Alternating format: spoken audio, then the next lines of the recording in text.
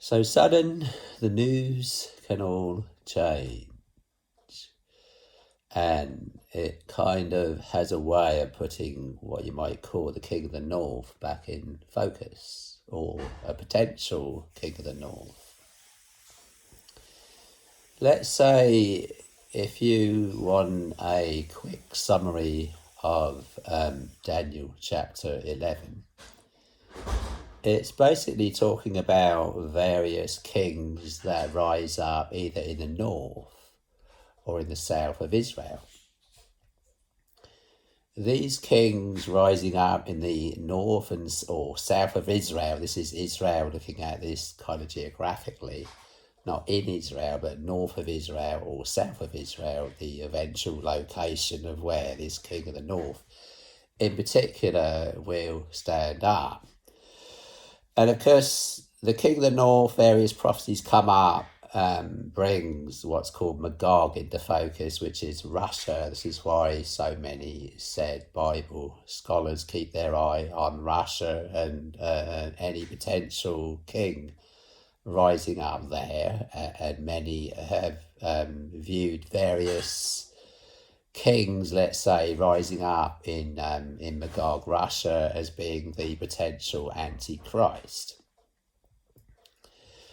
Well, again, really, to sum up Daniel chapter 11, what you have really is an angel appearing to Daniel and, of course, talking about the time of the end, as is usually the theme going through the prophecies of Daniel's, having 12 chapters in that book, let's say, the writings of Daniel. And 6 of them in particular, all talking about the last days and the eventual rise of an Antichrist, and culminating in Daniel chapter 10 and 11 and 12, all talking about the same thing and kind of a climax of the same. And Daniel chapter 11, Daniel chapter 10, let's say, is the introduction to the angel, and he's come to give Daniel more information about the time of the end. So he then goes into Daniel chapter 11, is from Daniel chapter 10. And in short, basically the king that the angel is talking about being the king of the north is eventually going to be the Antichrist, after so many kings rising up in the north. Now, it talks, let's say, from Daniel chapter 11, verses 1 up till verses 20, about these various kings that stand up in the north, and they have these constant wars with the king of the south. The south being a kingdom south of Israel, the king of the north being north of Israel, and eventually this culminating in an eventual king that would stand up, that would indeed be the very Antichrist. This is what the prophecy in short is saying, without going into every detail. The problem is these days people just haven't got time, unless they're really seriously looking into these things, and these would be few. And Daniel chapter 11 is where we should all be looking, because this has the very words of Jesus in it. Now, these various kings rising up in the north or in the south would eventually go to war. So, in other words, the king of the north will eventually go to war with the king of the south. And this will result in what's called the Great Tribulation. Now, many people these days talk of the Great Tribulation. But where do we find the writings of the Great Tribulation? Yes, Jesus said there would be a Great Tribulation in the last days. It's Jesus who coined the phrase, let's say, the Great Tribulation. But Jesus then telling us in the same chapter, telling us to look into the prophecies of Daniel, let him that readeth understand. So you look for the very words that Jesus spoke, and you're looking really at Daniel chapter 11 regarding the Great Tribulation. Now, this Great Tribulation that kicks off in the last days is largely a result of this scenario this theme that goes through Daniel chapter 11 of the king of the north, king of the south. And these constant wars between the king of the north, king of the south, and the king of the north, and eventually giving rise to the very Antichrist. And then this great war kicking off between the king of the north, king of the south. A time period really whereby the very Antichrist, in order to consolidate all of his ill-gotten gains, as it says in its own words, stretches forth his hands over the countries. And at the same time, you have the king of the south pushing at the king of the north. And so the king of the north comes back in war against the king of the south, this culminating in what's called the Great Tribulation of the last days, just before Jesus returns. Hence, you can see the importance of Daniel chapter 11 regarding what everyone refers to the Great Tribulation as to whether Jesus comes back before or after the tribulation of those days. What are the tribulation of those days? The tribulation of those days will be this culmination of various wars between the king of the north, king of the south, climaxing into a great war in the last days. So let's go to, you have these various kings standing up as from verses 1 to 20 in Daniel chapter 11, king of the north, king of the south, kings of the north, kings of the south. Finally, the Antichrist reaches the angel talking to Daniel, comes to his point. So he's saying there'll be these various kings standing up, north of Israel, south of Israel. And finally, he comes to his main point. The main point here is the theme going through the whole thing is the rise of an Antichrist. So eventually this king stands up in the north. And here he is in verse 21, standing up.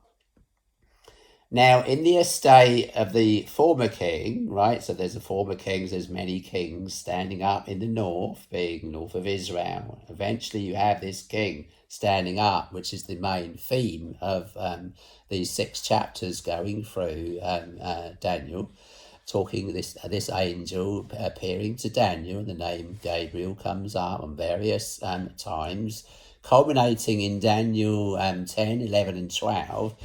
Daniel chapter 11 talking about this very same person, what the same angel called the little horn, that would wax strong in the last days.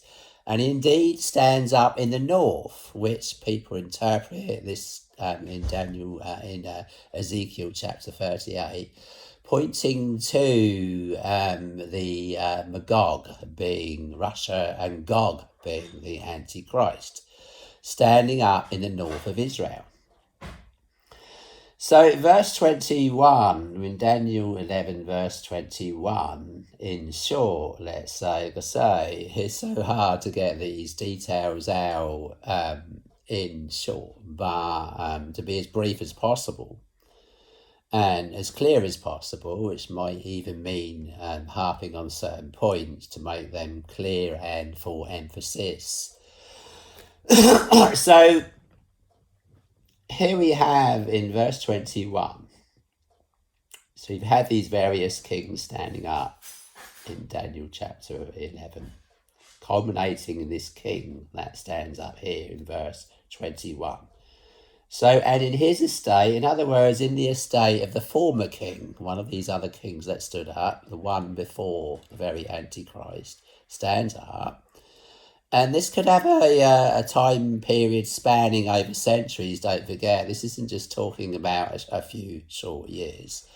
Though you would say when the Antichrist actually stands up in verse 21 here, talking of the same person, you're suddenly going to go into a time period with all this climaxes, really in a large way, in a lot of ways, in only a few short years. When you look at other prophecies about the Antichrist, he eventually has a very short-lived reign, and particularly talking about the last week of Daniel, which comes up which is the last 7 years of man's history, though under the Antichrist, before Jesus returns. So a very short-lived reign of the very Antichrist. And you're looking at largely the last 7 years of man's history under the devil, therefore under the Antichrist, before Jesus returns.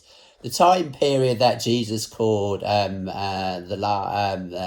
lo, he says, I am with you always, even unto the end of the world. In other words, the end of this age where man looks to himself and his own genius, looks to the devil and his genius, and eventually will look to and align himself with the very Antichrist, the very son of Lucifer, the son of the devil on earth.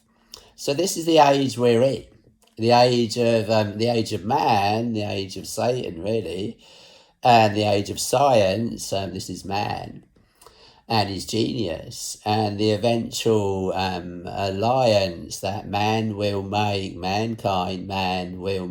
with the very Antichrist, even the king of the north, king of the south, eventually have it going into this peace covenant under the very Antichrist. Now this brings us into the last week of Daniel.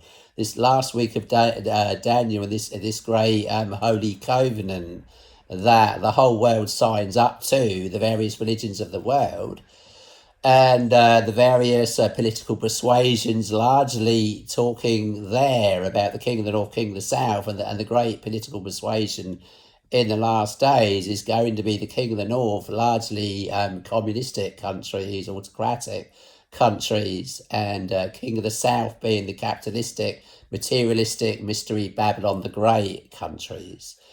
Now, Mystery Babylon the Great is the great queen that sits on many waters. And many waters in the prophecies there, talking in the book of Revelation, the waters are symbolic of the peoples of the world.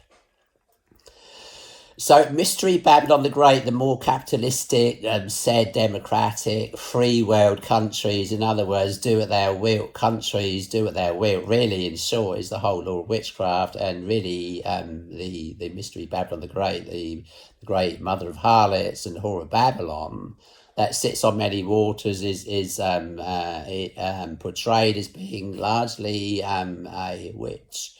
Has she, by her sorceries, it says, were all nations deceived. So symbolically, we're talking about a witch, a whore, the whore of Babylon being a witch. In fact, by her sorceries, were all nations deceived. She sat on many waters, and many great world empires and kingdoms down through the ages, and she sat on the back of every great world empire down through the ages. Even, you might say, the king of the north, king of the south had Mystery Babylon sat on the back of her being the power and the driving force behind every kingdom and nation on earth. By her and by her sorceries were all nations deceived, it says. So this final great war breaks out between the king of the north, king of the south, and what's happening here is the king of the north is trying to shake off Mystery Babylon the Great off of the back of empires, really, of kingdoms. And therefore you can't help but visualize this great war that breaks out between the king of the north, king of the south, being the great war that breaks out between the upcoming New World Order that's coming in. And these, it says, particularly culminating with these 10 kings that align themselves with the very Antichrist, these shall hate the whore, shall eat her flesh, and burn her with fire. Hence you have this great war between the king of the north, king of the south. And you view this great war, really, the king of the north, as being communism coming in and sweeping around the whole world. And capitalism refusing Mystery Babylon the Great. She's always sat on the back of every great nation, every great kingdom, every great empire even. She refusing to yield up her power, and therefore they go into an alliance with each other. But in this alliance between the king of the north, king of the south, they are lying to each other around one table. This being the very covenant that will be signed in the last days with the various religions of the world, whether it's the religion of man, really the New World Order being the religion of man, pitting his wits against God.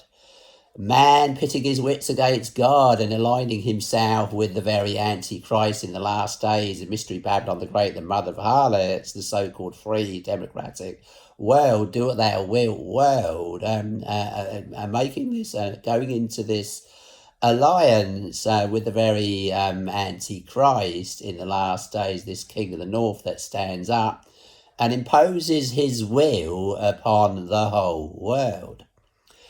Well, here we are in verse 21, Daniel chapter 11. It talks of this king that's going to stand up in the north. Now, who this king will be, and of course you have now Putin on the move. This isn't to say that Putin is the very king of the north that this prophecy is talking about. But you have to keep your eyes on and finger on the pulse. Eventually, this king of the north will stand up. And it talks of his tactics and how he comes to power in the north. So he comes in as a kind of an outsider of sorts, it says here. So in verse 21, so in his estate, the estate of the former king of the north, so you have this final king of the north standing up here. This is the final one in the north, by the way, which is going to be the Antichrist. And in his estate, in the former estate of the former king of the north, shall stand up a vile person, and this is the Antichrist, to whom they shall not give the honour of the kingdom. So he's coming to power in the north. And they don't appear to him to at first give him the honour of the kingdom, which kind of puts him into the category of a kind of an outsider of sorts. They don't accept him at first.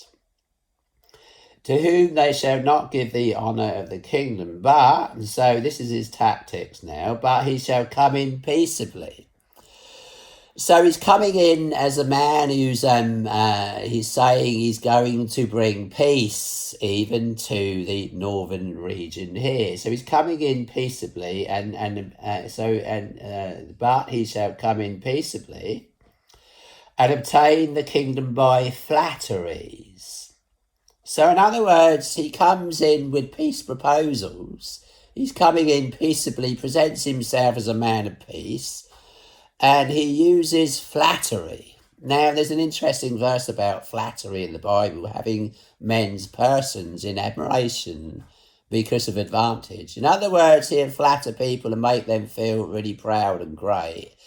And they will form alliances with him. And so he comes to power through flattery, having men's persons in admiration. So he'll admire all these other leaders or peoples even, and flatter them and make them feel really special, really important, having men's persons in admiration. Why? Because of advantage, because it's advantageous to him to flatter these other kingdoms, peoples, in order to form an alliance with them. And they make this great peace with him and form alliances with him.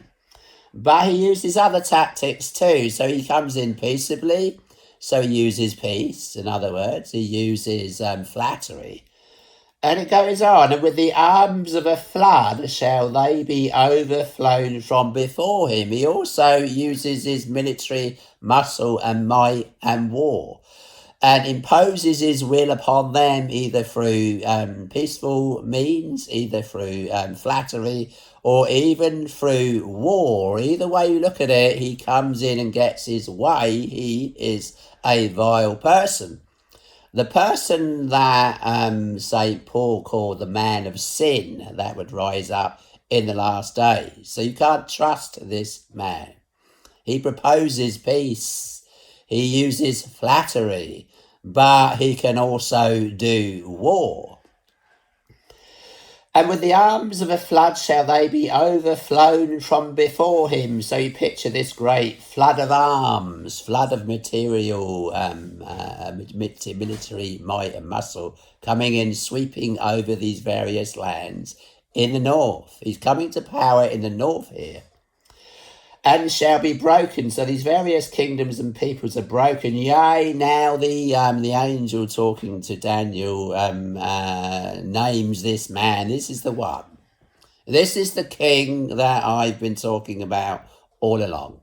This is the final culmination of all of these various kings that stand up in the north, finally culminating with this king, this eventual king that will stand up, which will indeed be the very Antichrist. And so he's saying, with the arms of a flood, they're eventually broken, right, with the arms of a flood, so they be overflown from before him, and shall be broken. So he's quite good at war. He's very clever at deceit, and he's very clever at war. Yea, also the prince of the covenant. Now he's pointing to who this man is.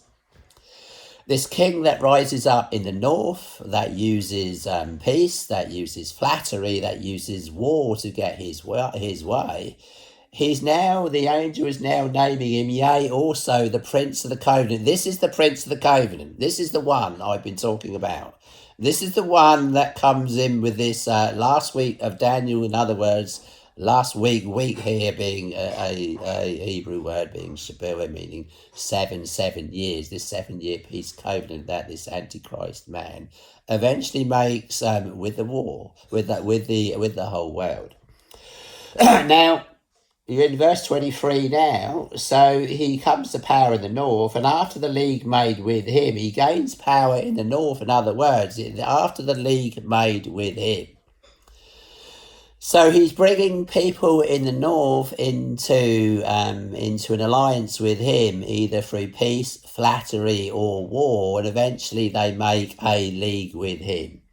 And after the league made with him, he shall work deceitfully. For he shall come up and shall become strong with a small people. So strangely enough, he comes to power with a small people here in the north, and not with a great army and great people necessarily, as you might expect. But it's saying that he comes to power with a small people. Could be a small people as in the poor. It could be a smaller nation. Either way you look at it, he comes to power with he shall become strong with a small people. More of his tactics here. So he becomes strong with a small people. You might say the list of tactics here now is he comes in peaceably, he uses peace, he uses flattery, he uses war. He also comes to power with a small people. So various tactics, talking about how this king of the north comes to power and how they eventually make a league with him. So he shall enter peaceably even upon the fattest places of the province. So he comes in using peace on the fattest places, the province in the north.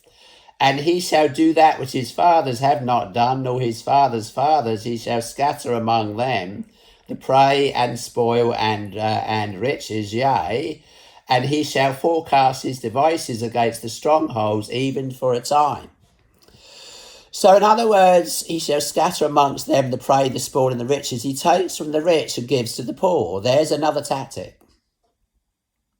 His tactics using peace, using flattery, using war, becoming strong with a small people. He enters peaceably even upon the fattest places, the province. He uses what you might call peace propaganda. And he wins the hearts of, you might picture here, again, here's where you picture communism being the politics of the King of the North. Because he proposes, or he does, take from the rich and give to the poor. He shall enter peaceably even upon the fattest places of the province. And he should do that which his fathers have not done. Usually these grey kings come in and they plunder and steal all of the wealth of some other nation, and they hoard it away for themselves. And they don't share it with the poor. As is true even in Great Britain now. They plunder and steal and squander all of the riches to themselves within their own groups, gatherings and families. They at the top collaborating together, the rich and powerful, and even families, really, sharing the wealth amongst themselves, but not scattering that wealth to the poor.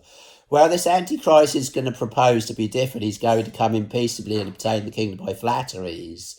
And he shall enter peaceably even upon the fattest places of the province.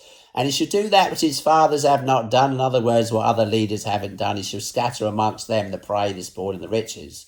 So he comes to power and eventually gets all of these riches in these various countries. But rather than squander it amongst his own and keep it all hoarded away to himself, he scatters all of this amongst he shall scatter amongst them these little people he comes to power with. And you imagine this could be the poor here. And he scatters amongst them the prey, the spoil, and the riches. So you picture here, people, scholars, and all these picture here communism being the order of being the politics of the king of the north. So you have this new world order coming in, being more communistic in nature, proposing all they say they do, whether they do or not, but proposing all they do, take from the rich and give to the poor. So all of those being his tactics. And he also goes on to say, he shall forecast his devices against the strongholds even for a time. So everything this man says, he eventually does. It's like he has the ability to prophesy. He forecasts his devices, in other words, his evil schemes and plans against the strongholds, even for a time. Everything he says and proposes to do, he eventually does. It's like he has the devil on his side. And this is all the devil's plan, the powers that be are ordained of God, and God's going to allow this Antichrist to come to power. And so he has really the ability to prophesy. He's working together with the devil himself. And therefore he says, and he shall forecast his devices. In other words, his evil schemes and plans. Against the strongholds even for a time. So another tactic of his is that everything he says he does. He comes in peaceably, he uses flattery, he uses war. He comes to power with the small people, he scatters amongst them the prey, the spoil and the riches. He appears to be communistic, even like a modern day Robin Hood, taking from the rich and giving to the poor. And everything he proposes to do and says he's going to do, he does. He finally gets his way through military muscle and might with the arms of a flood. Shall they be overflown from before him, whereas all along he's saying he's a man of peace, and this is necessary to bring in peace. Well, again, you look at the king of the north standing up, and you could say he has all the earmarks of the same. Whether he's tuning into the times and where the times are going and all of this, or whether you could say we might all have ideas of how the Antichrist might appear and look. We know he's going to be a king of fierce countenance and understanding dark sentences. This is going to be another feature of the characteristics of the very Antichrist. We know he comes in with flattery and peace. So on one hand, he's a king of fierce countenance and understanding dark sentences. On the other hand, he might come in with such a sweet, loving tone in his voice. He's a man of peace. But also he can do war, and he's a man of war. And he can crush anyone that stands in his path, in his way, in getting what he wants, and what he wants he usually gets, and this gives him great credibility. And so he forecasts his devices against the strongholds even for a time. He seems to have this strange ability to even prophesy. So he eventually comes to power in the north with great military muscle and might, and great alliances, peoples forming these various alliances with him. And so he's gained a massive foothold in the north. He's now indeed the very king of the north. And now it goes on. His tactic and his plan all along is not just to come to power in the north. He wants the whole world. And he shall stir up his power. So he's come to power in the north, right? He's got everything he wants. He's got the north of this great alliances, all these kingdoms of the north now, all amalgamated into one kingdom of the north. And he shall stir up his power and his courage against the king of the south. Now here he is, he's come to power in the north. He feels he's strong enough. He's got these various peoples on his side. He scatter amongst them the prey, the spoil, and the riches. He came in peaceably and with flattery. They, after the league, they make a league with him and form this great alliance, this kingdom of the north, coming in like a great world empire now coming in. And he feels so strong and so powerful now that he's going to do what it says in verse 25. And he shall stir up his power. Now he has all of this power and military muscle and might and peoples on his side. The king of the north is now rising up. The kingdom of the north is now rising up. It's not a broken empire or kingdom no more. He has them all on his side. And now he, what it says here, he shall stir up his power and his courage against the king of the south. So this autocratic kingdom of the north rising up, which is much like communism, which will really be the New World Order coming in, now stirs up his power against the king of the south. The king of the south here, you're looking at capitalistic countries, this capitalistic military, this materialistic whore that sat on the back of many of all the peoples of the world. He now wants to not only overthrow the king of the south, but what his overall objective here is to overthrow capitalistic societies and therefore overthrow the whore of Babylon. In her, it says, was found the blood of saints and prophets, and all that was slain upon the earth. In other words, all wars were fought for the love of money, for the love of the whore, in other words, for the love of materialism. And this is what, so in other words, you have mammon worship, money worship. And this is what he aims to overthrow here. So it's quite a massive leap, you might say. And he shall stir up his power and his courage against the king of the south with a great army, and the king of the south shall be stirred up to battle with a very great and mighty army. But he shall not stand. So the king of the south doesn't stand here. Again, he forecasts his devices against the strongholds, even for a time. And he's going to do it. He's going to win. For they shall forecast devices against him. Here he is again. He's forecasting his evil schemes and plans against the king of the south. The king of the south is rising up against the king of the north. Better said, the king of the north rises up here with his strength and courage against the king of the south. And in its own words, and he shall stir up his power and his courage against the king of the south with a great army, and the king of the south shall be stirred up to battle with a very great and mighty army. But he shall not stand. This king of the south doesn't stand. For they shall forecast devices against him, the king of the north, him, and his alliances will forecast their devices against they shall forecast devices against him. Yea, they that feed of the portion of his meat. Now we're in the king of the south here. Yea, they that feed of the portion of his meat shall destroy him. In other words, you have traitors working together with the king of the north, even in the king of the south. These like double agents and spies working together with the very king of the north in the for the overthrow of the king of the south. So yea, that they that feed of the portion of his meat, this is the king of the south. Imagine them all eating round one table, and you think you're with friends, and yet there are Judases amongst you that are working together with your enemies. So these, much like Judas, all sat around one table, all drinking from the same cup, all sharing the same meal, the same bread on that occasion with Jesus and his 12 disciples. And yeah, you have this double agent, this traitor there, this Judas amongst them. So yea, they that feed of the portion of his meat, king of the south, shall destroy him. Double agents working together with the king of the north.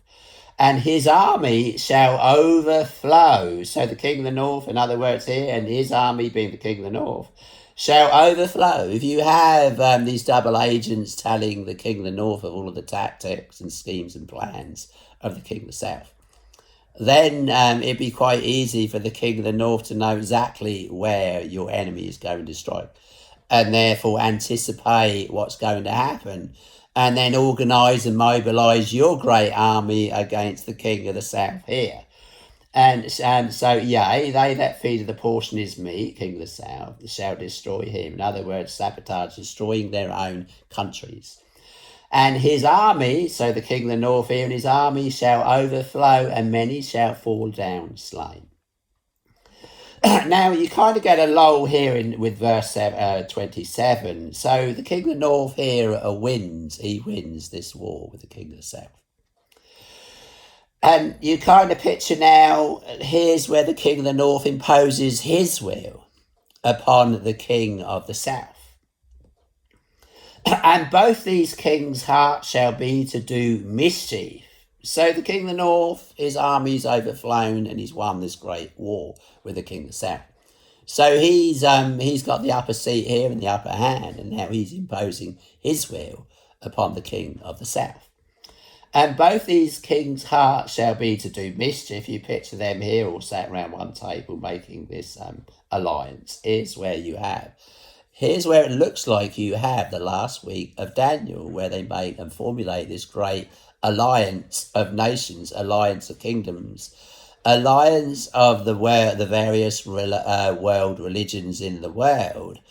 And so it's called a holy covenant that they enter into. Don't forget, the angels pointing all this out to Daniel, and his people being God's people, and God's people back then being the Jews. And so it concerns the land of Israel. It concerns the Christians in the last days. It concerns the Jews in the last days. It concerns the various religions in the last days.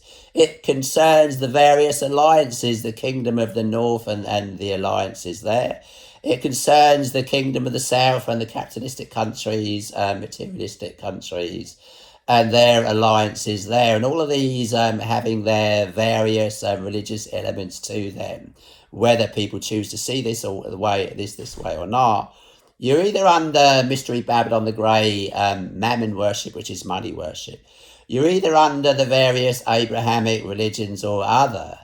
Each one of these countries professing to even be Christian or whether they're pro-Jewish or even Muslim countries will all have their various alliances with either the king of the north, king of the south.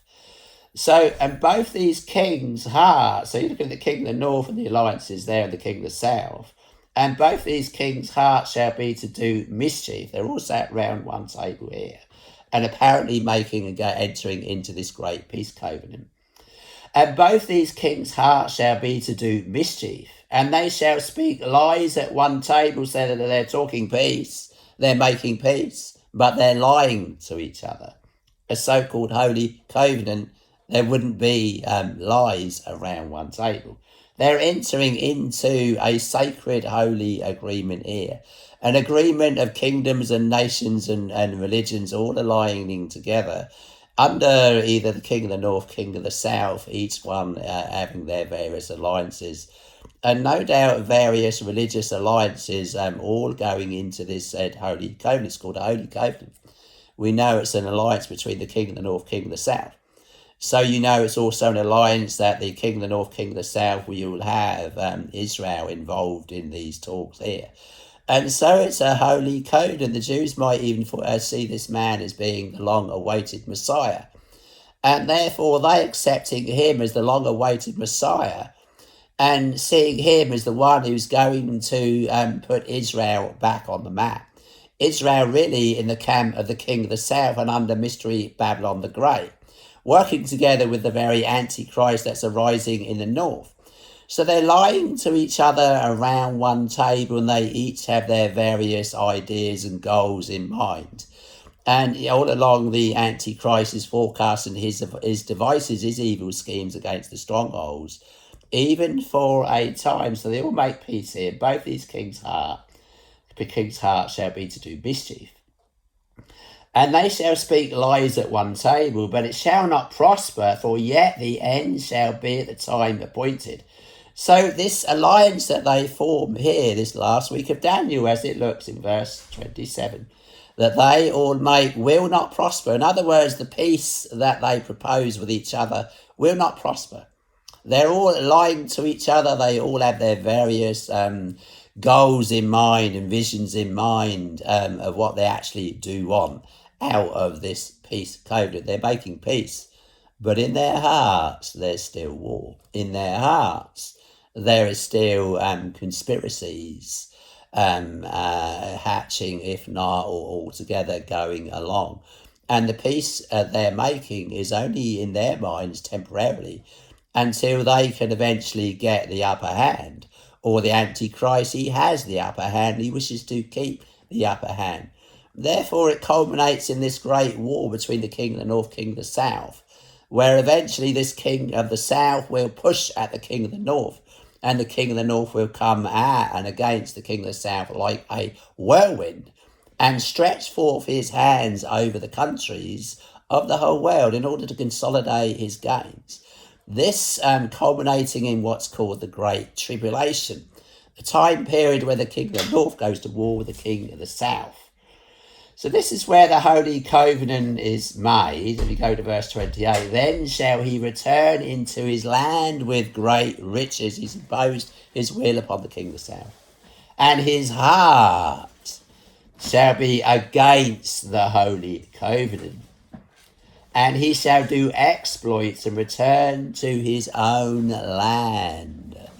So exploits, in other words, he's a boaster, he's a braggart, he shows off his military muscle and might. He's won here, and he's imposed his will upon the king of the south.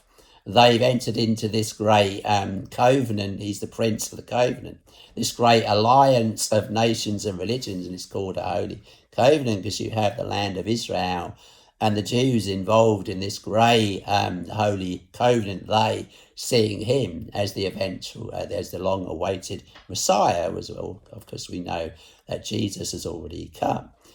And so this all resulting in the very Antichrist breaking the covenant after, in the midst of the week, it says, he breaks the Holy Covenant. So 3.5 years into this last week of Daniel, these last 7 years before Jesus returns, the Antichrist breaks the covenant. Then shall he return into his land with great riches, and his heart shall be against the Holy Covenant.